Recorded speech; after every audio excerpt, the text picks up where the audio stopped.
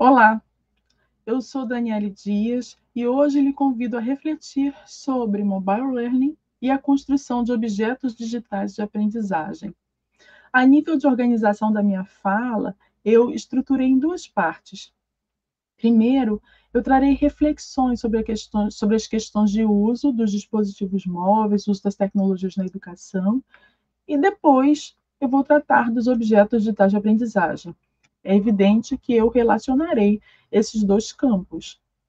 Certamente você já ouviu falar em mobile learning ou aprendizagem móvel. Nesses últimos tempos, então, estimulada pela acalorada discussão social mantida ultimamente a respeito do uso dos celulares nas escolas, eu escolhi esse tema para a fala, apesar de saber que é polêmico e, mediante a essa polêmica, eu já começo me posicionando. Bom, início de conversa, eu quero deixar claro que a defesa que eu faço do uso das tecnologias digitais na escola volta-se para uma questão pedagógica. E é importante, quando eu falo escola, eu falo de escola presencial, escola de educação à distância. É importante sempre colocar esse uso, ele é restritamente pensado para a questão pedagógica. Eu reconheço que esses aparatos tecnológicos, eles são recursos, recursos capazes de auxiliar o professor na construção de processos de ensino mais dinâmicos, mais envolventes, promotores de aprendizagens. Recursos que são importantes, sim, para os tempos atuais. Além disso, é importante considerar a necessidade de dialogarmos a respeito do uso, muitas vezes é inadequado, esse uso feito pelas pessoas. E por isso vem o questionamento, a necessidade de proibição em escolas presenciais para crianças e adolescentes. Bom, pensar nesse uso inadequado é ter certeza que a gente precisa falar sobre a perspectiva da construção reflexiva e crítica desses materiais.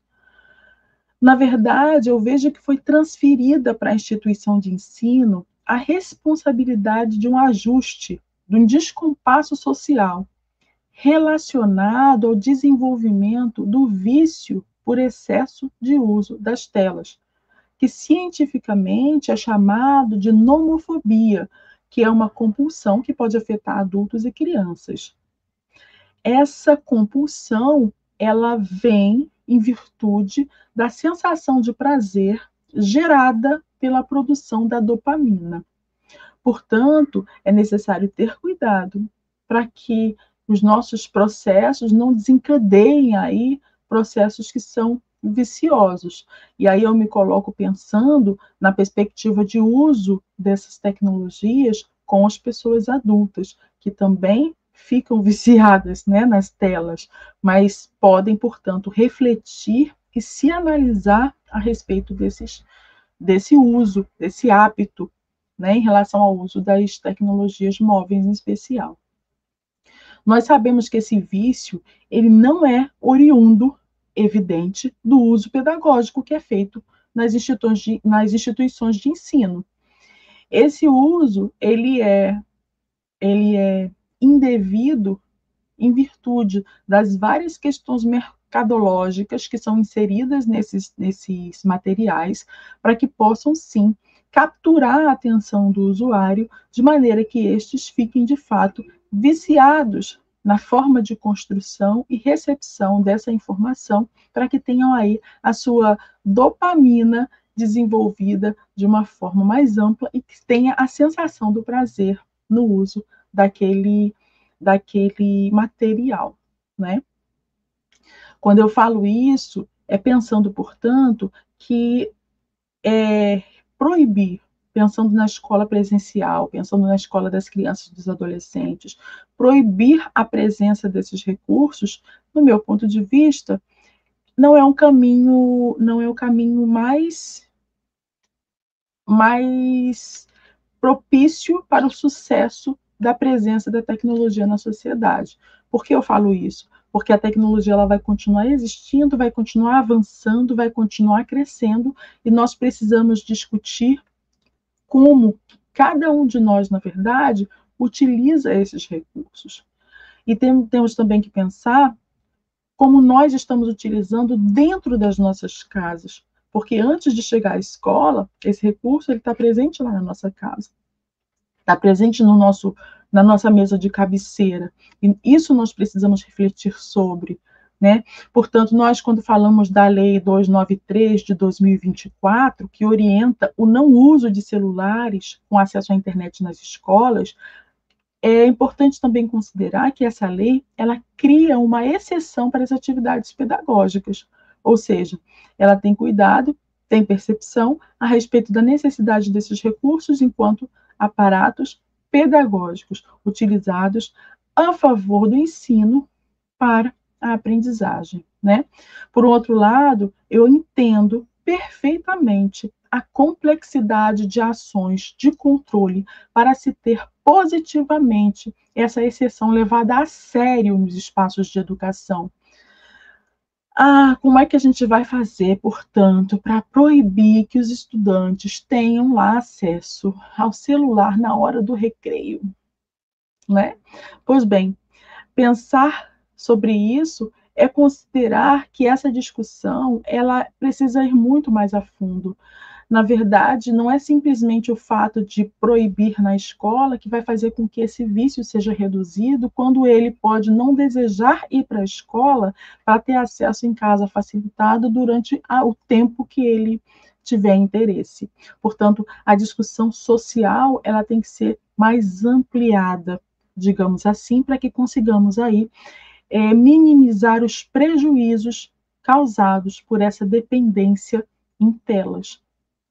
Nesse sentido, eu volto à minha fala para pensar a aprendizagem móvel na educação para uma perspectiva de pessoas jovens e pessoas adultas, compreendendo aí que essa criticidade, que essa reflexão, ela vai estar mais presente para pessoas jovens e adultas do que, evidentemente, para as crianças. Normalmente, a primeira pergunta que me fazem é: por que utilizar dispositivos móveis na educação? Para responder, eu afirmo que as tecnologias na educação, elas favorecem a construção de atividades contextualizadas às necessidades da sociedade pós-moderna. E uma dessas necessidades é o pensamento reflexivo. Falando isso, eu digo que as tecnologias, elas são aparatos para o ensino. Elas são meios, não são fim. Repito, aparatos facilitadores do ensino. E aí, normalmente, também me vem outra pergunta. Mas nós não temos pesquisas suficientemente fortes que comprovem o uso das tecnologias para a melhoria das aprendizagens. Como é que você continua defendendo? Bom, espera aí. Eu concordo. Por partes. Inclusive, o relatório de monitoramento global da educação da Unesco, lançado em 23, intitulado Tecnologia na Educação, uma ferramenta a serviço de quem?, alerta para o fato de que evidências sólidas e imparciais do impacto da tecnologia educacional são escassas.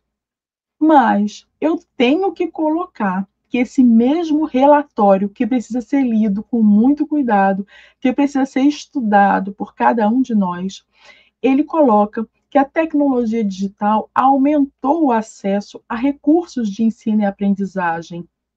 Em suma, o importante é termos a clareza analítica de que esses recursos, eles precisam ser verificados da maneira de seu uso, ou seja, precisamos pensar analiticamente como eles vêm sendo utilizados. Se eles têm objetivos claros e quais são esses objetivos, como podem auxiliar os processos de vida das pessoas, sobretudo os processos educativos.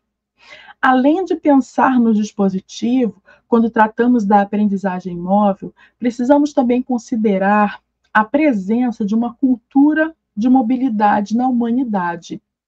Ou seja, nós, seres humanos, nascemos a partir de uma cultura de mobilidade. Lemos defende que a cultura da mobilidade ela não nasceu com o dispositivo móvel portátil digital. Essa mobilidade faz parte da natureza humana e do seu alto nível de adaptabilidade. Nesse sentido, o trabalho com aprendizagem móvel, ele precisa considerar dimensões fundamentais dessa mobilidade. A primeira dimensão é a do pensamento. A segunda, a física, e uma terceira dimensão, que é a informacional virtual.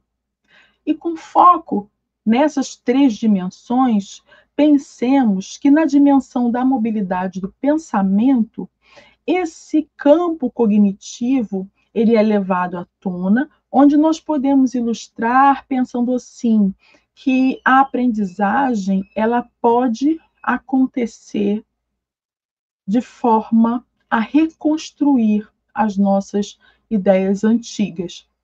Ou seja, quando se aprende algo novo, nós estamos, portanto, modificando o nosso campo cognitivo, permitindo que essa mobilidade do pensamento venha à tona a partir de novas compreensões, a partir da relação diferente com aquele conteúdo. E percebendo, sobretudo, que essa modificação torna o sujeito em um constante movimento, ou seja, não um sujeito sedentário com uma ideia imutável, mas um sujeito com ideias que estão se renovando, modificando em movimento, né? A dimensão da mobilidade física tem em vista os diversos espaços nos quais essa aprendizagem pode ocorrer. Então, se eu estou no caminho para o trabalho, eu estou no caminho para casa, eu estou sentado numa praça, essa possibilidade de acesso à informação nesses diversos espaços faz com que, na verdade, essa mobilidade física ela seja forte e veemente quando eu uso um dispositivo móvel como um smartphone. A dimensão informacional virtual, ela apresenta-se quando são utilizadas tecnologias móveis e sem fio associados à internet. Ou seja, eu tenho, portanto, a possibilidade de usar o dispositivo móvel e eu tenho esse dispositivo móvel conectado. Compreendendo, né, os dispositivos móveis como recursos, é importante ter que tais recursos favorecem aprendizagens a partir da forma como são, então, utilizados. E aí, a pergunta correta relacionada ao uso do dispositivo móvel na educação, ela não deveria voltar-se ao dispositivo, mas deveria voltar-se, portanto, à questão da metodologia. Porque imagine só, você conhece alguma pesquisa que comprove o uso do quadro de giz para melhoria da aprendizagem dos estudos? Melhoria da percepção da aprendizagem? Por que isso não acontece quando a gente fala do quadro de giz? O quadro de giz é recurso, assim como o dispositivo móvel. Porque, na verdade, o dispositivo móvel ele está presente para além da escola. Ele está presente na vida como um todo. Ele está presente o tempo inteiro. E o quadro de giz não está. Então, repare que a questão a ser discutida é metodológica, é relacionada a recurso pedagógico. Você entende por que a pergunta está errada? Bom, a pergunta certa, portanto, ela seria: como posso utilizar os dispositivos móveis para desenvolver metodologias que auxiliem a minha organização? Como posso utilizar dispositivos móveis para aprender um determinado conteúdo com mais facilidade? Como eu posso utilizar para melhorar a minha relação com a sociedade? Como posso utilizar dispositivos móveis para construir conhecimentos que favoreçam aprendizagens significativas, ou seja, que eu tenha condições de colocar essas aprendizagens em novas situações? Na verdade, o que eu quero dizer é que o suporte em si, ele não é responsável pelo vício. O responsável pelo vício é o conteúdo. É o uso que se faz a partir da exploração do conteúdo que o suporte permite acesso. Portanto, nós estamos tratando de uma questão cultural, de conscientização, uma questão que, inclusive, exige autoavaliação de como cuidamos da nossa produção de dopamina e o que temos feito com os nossos aparelhos. A aprendizagem móvel ela é incontestável no momento social que estamos, porque pensar móvel é compreender a necessidade de ter os espaços educativos como espaço de percepção da sua interação no mundo. O fato é que nós temos uma série de possibilidades de exploração dos espaços virtuais. E é evidente que nessa fala, a exploração principal, ela é focada nos processos de ensino. E nós precisamos ter atenção, porque mesmo nos processos de ensino, nós muitas vezes criamos caminhos para espaços, para possibilidades que podem não ser tão benéficas para o ensino e a aprendizagem em si. Por que eu falo isso? Porque não é simplesmente inserir o uso da tecnologia, mas é pensar como essa tecnologia pode favorecer. É pensar, portanto, nas possibilidades de construção de materiais para que essas tecnologias possam ser favoráveis para a construção de conhecimento. E é por isso que eu costumo ainda colocar, quando nós sabemos como esse material vai ser produzido, quando nós temos clareza do uso que vai ser feito dele, da maneira como ele vai ser distribuído, isso sim vai facilitar a construção de aprendizagens, sem dúvidas. E aí, essa construção de objetos de aprendizagem, ela precisa ser investigada, ela precisa ser estudada, analisada e fazer parte da vida, né, do cotidiano dos professores na produção dos seus materiais. Porque produzir objetos de aprendizagem também exige estudo metodológico. A grosso modo, imagine que os objetos digitais de aprendizagem, eles são entidades digitais que podem ser utilizadas e reutilizadas de forma combinada ou então de forma isolada. Pode ser a fotografia, música, podcast, um texto, um e-book, um vídeo, um game, uma simulação, enfim, diversos materiais digitais combinados ou usados de forma isolada. Mas é muito importante que não podem ser apresentados de forma aleatória. Eles têm que respeitar uma composição metodológica para que possam ser considerados objetos digitais de aprendizagem. Ou seja, em sua produção, esses objetos, eles podem ser divididos, pensemos em três partes principais. Primeiro, é necessário que tenhamos clareza dos objetivos. Esses objetivos precisam estar claros. E quando nós tratamos do processo de construção de material para a aprendizagem de pessoas adultas, esses objetivos precisam estar claros também para as pessoas que vão vivenciar o material que nós estamos propondo.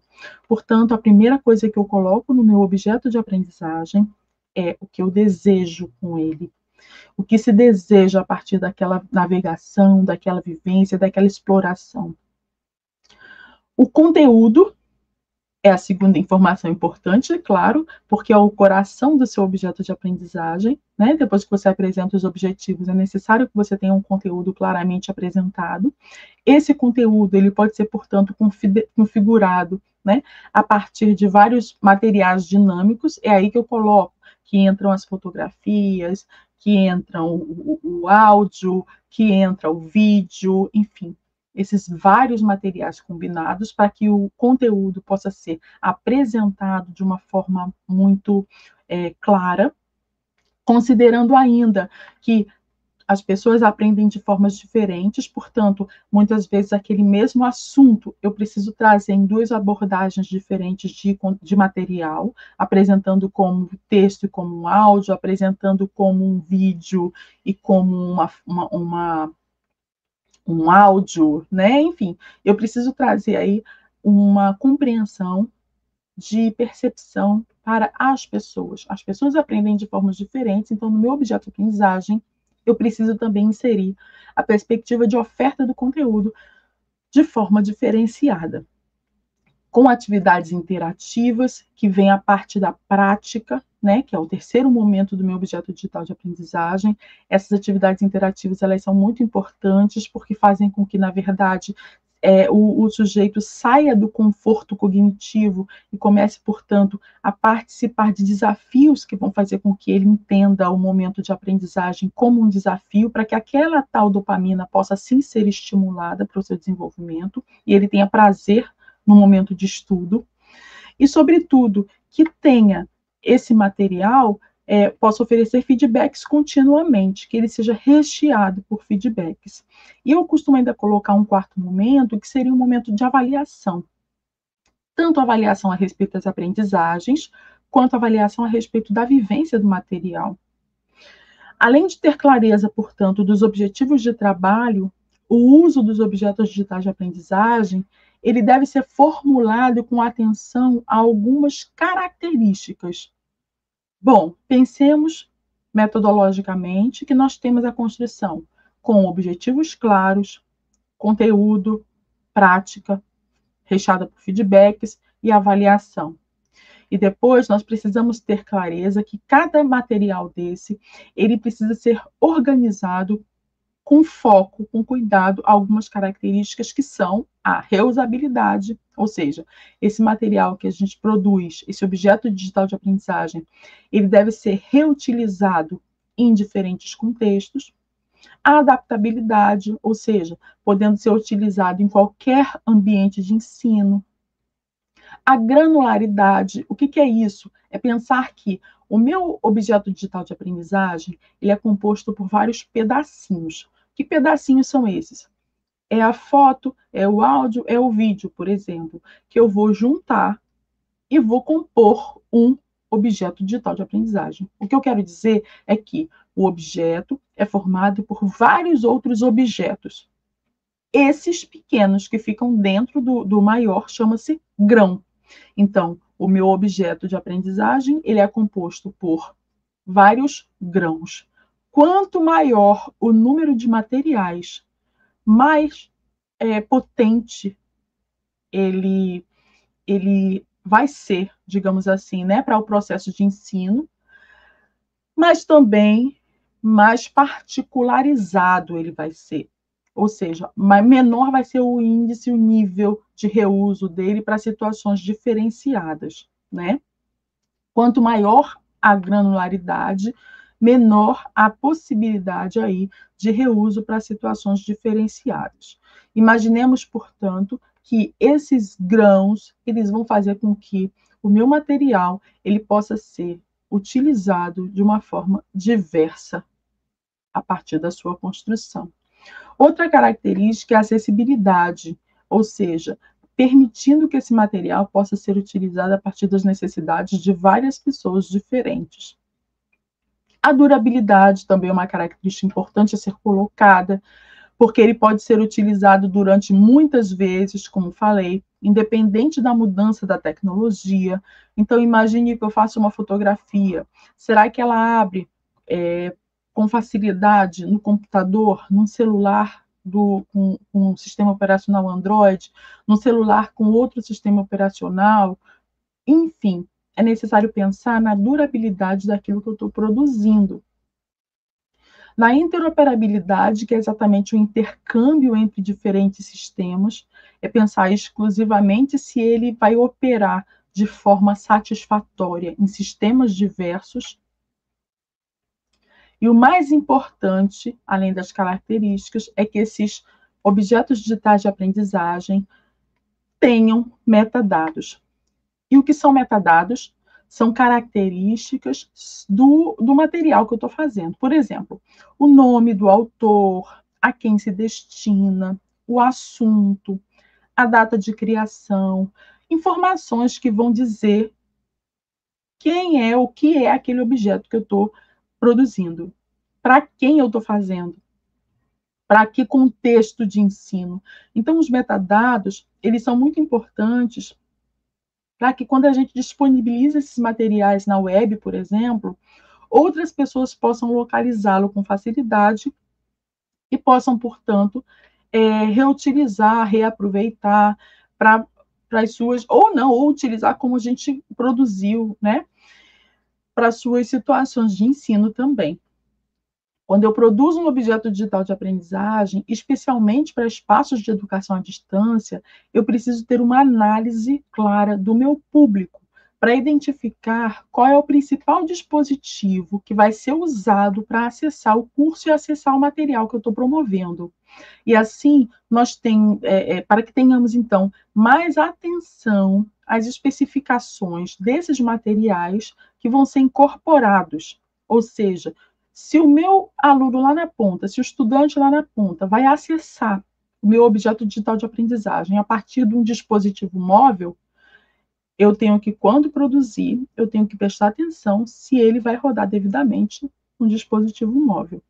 Se depois que eu faço a análise do meu público, eu identificar que o acesso da maior parte das pessoas é por dispositivo móvel, como acontece naturalmente hoje na educação à distância, então o meu material ele precisa ser testado, verificado em dispositivos móveis. Bom, entenda que pensar móvel para a produção de objetos digitais de aprendizagem, para a educação à distância, é favorecer que o acesso ocorra em qualquer tempo e espaço. É respeitar uma cultura que faz parte da humanidade, a cultura da mobilidade, né? Que, além de tudo, é respeitar as pessoas que estão envolvidas no processo de ensino, buscando construir aprendizagens e buscando ainda retirar o maior proveito do material que nós estamos promovendo, que nós estamos propondo.